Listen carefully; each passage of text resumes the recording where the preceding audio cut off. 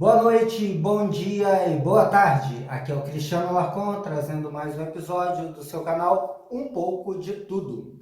Bem, o título, como vocês viram, é Chutei o Balde. Mas o que eu quero dizer com isso? Bem, vocês têm acompanhado, especialmente o pessoal do podcast, que o ano passado eu estava bastante envolvido com essa questão de política, das eleições, não escondi meu posicionamento. E também esse ano, aí até maio mais ou menos, eu resolvi dar um tempo nisso. Primeiro porque as eleições acabaram e o objetivo principal foi alcançado. Não é que não seja com a gente, nós temos que ficar atentos. Tanto acho que a nossa participação é importante que eu continuei debatendo assuntos sobre política, economia e etc. Eu não chutei o balde totalmente, mas eu percebi que esse envolvimento nas questões políticas do Brasil estava me afetando aí emocionalmente, né? Eu estava ficando muito estressado, nervoso, sabe aquele vício de você querer tuitar, de querer responder, aí tem que fazer um podcast, um episódio a respeito, e a gente vê aquele monte de notícia e aquilo acaba estressando a gente, e as pessoas que estão ao nosso redor acabam sentindo isso, né? Até porque é lógico que a pressão da esquerda tentando colocar notícias e fatos que não existem, né? Tentando desmerecer aí a época o candidato Bolsonaro e também depois que ele assumiu o governo inventando um monte de crises que na verdade para mim sempre foram fofocas, nada perto de uma coisa realmente relevante, para poder desestabilizar o governo, a opinião pública em relação ao governo, e acaba desestabilizando a gente, porque a gente tem que ficar respondendo isso o tempo todo. E também, não é só culpa da esquerda, é culpa da direita também, tá? Eles ficam colocando aquele clima apocalíptico. Ah, que o Bolsonaro não vai conseguir, se a gente não se empenhar, o Bolsonaro está quase caindo, eles vão conseguir fazer o impeachment, que o Bolsonaro não está conseguindo governar e que tem um complô, um conluio contra o governo do Bolsonaro, blá blá blá blá blá blá. Ok, a gente sabe que isso tudo é verdade, mas não é esse apocalipse que muitas pessoas da direita têm pintado, tá? Eu acho que a gente deve permanecer atentos, mas eu estava esquecendo do resto da minha vida. Eu estava muito concentrado nessa coisa de ficar acompanhando notícia 24 horas por dia, 24 horas por dia. Qualquer tempinho livre eu estava lá vendo o que a esquerda estava aprontando e vendo os vídeos de youtubers e notícias que a direita colocava, que o governo não ia resistir, que a coisa estava complicada, blá blá blá blá blá blá. Eu resolvi dar um tempo disso porque, como eu disse, estava me afetando muito.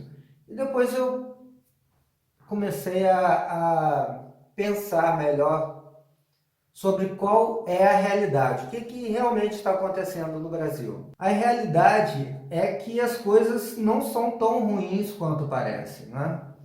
Você veja, a própria direita fica falando que o Bolsonaro não consegue governar, que estão boicotando o governo dele, etc, etc. Então vamos lá, eu fiz uma lista aqui de umas coisas poucas, bem assim, as mais macros, as que apareceram mais, para provar que não é bem assim. A gente está vendo aí a reforma da Previdência, aí falaram para lá, falaram para cá, que não vai aprovar, que não sei o quê. É um assunto que desde que eu me entendo por gente, eu tenho 41 anos, eu ouço falar, vai ter reforma da Previdência, passou Sarney, passou Collor, passou Itamar, passou 2 vezes Fernando Henrique, 2 vezes Lula, 2 vezes Dilma e mais o Michel Temer, e ninguém conseguiu fazer essa reforma. E a gente sabe como que os governos anteriores trabalharam aí o tempo todo na base da compra de votos para qualquer coisa. E no final ninguém passou essa previdência. Aí vem o Bolsonaro, que não está conseguindo governar, segundo muitas pessoas, e sem oferecer cargos, sem oferecer propina, sem oferecer diretoria de estatal, ele está colocando a reforma da Previdência para rodar. E digo mais, essa semana provavelmente a reforma deve ser votada em 2 turnos na Câmara, ou seja, para fechar o baú na Câmara, e aí ela vai para o Senado. Se não tiver nenhuma alteração, o Senado vai votar em 2 turnos e está aprovada. A esquerda sabe que precisa, mas queria fazer uma reforminha de 500 bilhões para o Bolsonaro não ser eleito. Tá, tudo indica que a reforma vai passar e a economia vai ser realmente de 1 trilhão, sem dar um cargo em troca. Com todo o governo desmoronando, com toda a baixa popularidade do Bolsonaro e etc., vai passar a proposta da reforma de 1 trilhão de reais em 10 anos. Agora a gente já está vendo que a reforma tributária já começou a ser discutida dentro do Congresso, acho que mais especificamente na Câmara dos Deputados. Eles já estão se mobilizando para botar essa reforma tributária para frente, que é outro assunto que eu ouço falar a vida toda e ninguém nunca aprovou. A gente teve o fim do MST, esse ano, eu acho que no ano todo até agora teve 1 ou 2 invasões em 6 meses, coisa que só no último trimestre do ano passado teve mais de uma centena de invasões, eu acho que 300 invasões, algo desse tipo. O Bolsonaro precisou do adicional para os gastos do governo, de 250 bilhões, aí falaram que não ia aprovar, e aí não ia conseguir pagar os salários, e ele conseguiu aprovar os 250 bilhões de adicional no orçamento do governo. Mas o que? Como eu disse, tudo isso sem tomar lá da cá, tá? Além disso, a gente tem as ações da ministra Damares, que todo mundo tirou sarro dela no começo do ano, mas ela está fazendo um trabalho incrível a favor das crianças violentadas, a favor das mulheres, a favor dos homossexuais, violência contra homossexuais, a favor dos índios. Entregou agora uma pancada de carro aí para os conselhos tutelares do Brasil todo. A gente está vendo a infraestrutura que está também rodando, por exemplo, rodovia transamazônica, isso aí está sendo asfaltada com o corpo de engenharia pelo Corpo de Engenharia do Exército. A gente tem a despetização de toda essa máquina, que a gente sabe que é muita. Isso tudo está acontecendo. E tudo que aí a esquerda fazendo aquele estardalhaço, aquele barulhão que parece até cabeça de negro, que explode, mas não mata ninguém. E você vê, todo mundo está aí falando, quero soltar o Lula, a direita está empolvorosa porque não pode deixar soltar o Lula, etc, etc. Mas mesmo assim, se você analisar, tudo que a esquerda está tentando fazer é diminuir as perdas dela, porque ela não vai voltar para a presidência, para o governo, nos próximos 4 anos. Então isso ela não vai conseguir restabelecer a condição anterior. O Lula está preso. O máximo que eles podem fazer é tirar o Lula da cadeia, ou no habeas corpus, ou no progressão de pena e etc. Mas ele está mais para ser condenado de novo, já em segunda instância, pelo sítio de Atibaia. Agora deve sair a sentença dele. Enfim, então não é todo aquele apocalipse que está sendo pintado. Eu continuo atento, continuo acompanhando, mas sem aquela overdose do passado e sem aquela militância tão ferrenha.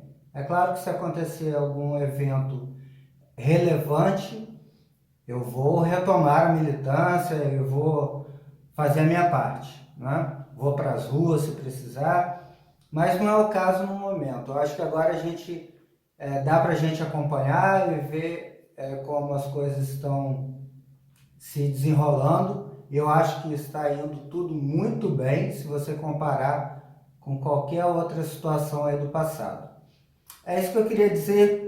Então eu chutei o balde de um lado, né, essa questão de política, entre aspas, mas eu botei o outro balde em pé, Eu quero dar continuidade aí aos meus projetos relacionados à criatividade, escrever o meu livro, fazer a minha resenha, como eu falei com vocês ontem, da Bíblia, versículo a versículo. Tem outros projetos aí também muito interessantes. Quero continuar as minhas leituras, que têm enriquecido muito o meu conhecimento, inclusive para em breve poder trazer para vocês esses assuntos que eu tenho lido nesses livros. E, por último, porém não menos importante, pedir a vocês que se inscrevam no canal caso não sejam inscritos, ativem o sininho de notificações, não esqueça de dar o like e compartilhar nas suas redes sociais, no grupo de WhatsApp da família, no grupo de Telegram, no Facebook, no Twitter, no Instagram, ok? E em breve estaremos aí com outro vídeo essa semana ainda. Ainda não defini qual vai ser a data, mas eu quero manter pelo menos 2 vídeos por semana. Agradeço a todo mundo que tem acompanhado e prestigiado o canal. Um grande abraço e fui!